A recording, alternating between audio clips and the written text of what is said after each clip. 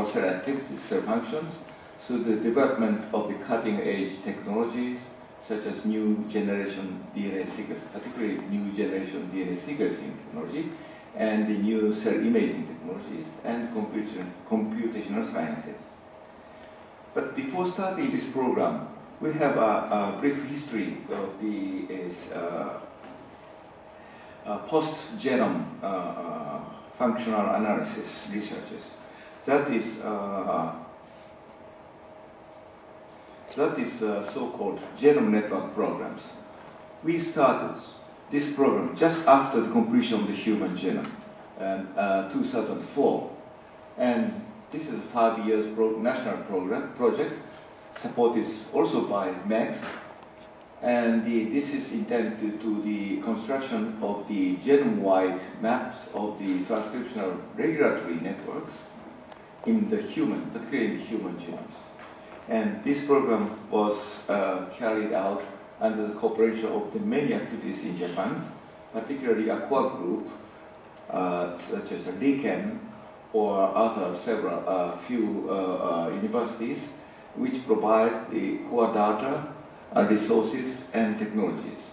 And also more than 20 universities, researchers, or research institute researchers participate in this program, who carry out their excellent biological and medical researches. And this program already made remarkable progress. For example, this is a map, transcription map constructed by Dr. Hayashizaki's group already 2005. They analyzed the whole genome transcriptome and they mapped them to the genome and found out most of the genome is really transcribed in some way. This is published in the Sciences and other related journals. And also,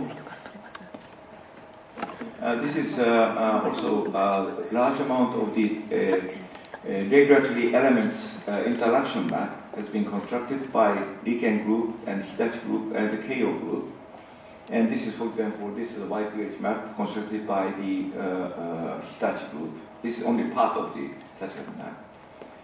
And these provide a very strong basis for the researchers in this field to understand the whole genome view of the cellular function or biological functions. Furthermore, in particular cases, this is one of the examples of the remarkable outcome of the program. Dr. Shirahie's group also find out that cohesin is really the key factors for the transcription insulators. So this is published in the collaboration with Australian groups, and they published in Nature, but this is just one of the figures they provide, they showed in the Nature papers. Like that, the past genome network program has made a remarkable outcome, but under these 5 years, we found very strong or remarkable or unprecedented progress of the automated DNA sequencing technologies, that is the next generation sequence technologies. Okay, for this, we started the past program here, but already the very strong, very remarkable progress has been made in automated DNA sequencing technologies, which will be discussed today. So under such kind of conditions,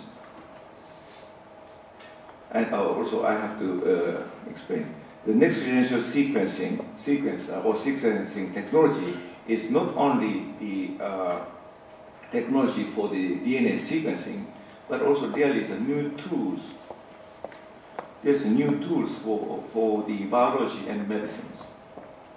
Not only the sequencing, but also transcriptional profiling or epigenetic regulation, and so on.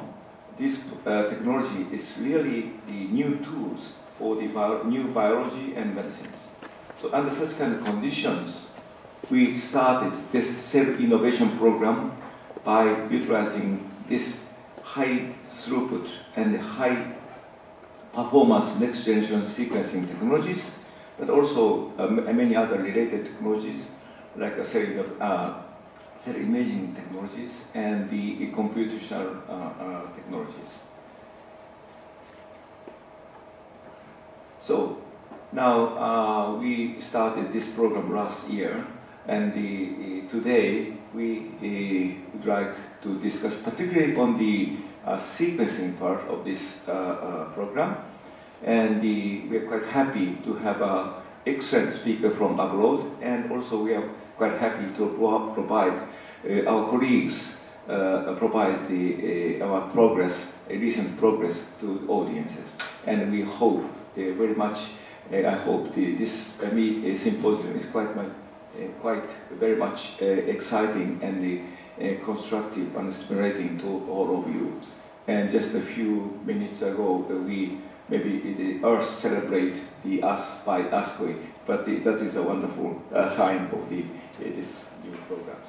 Thank you very much for your attention, and please enjoy the program.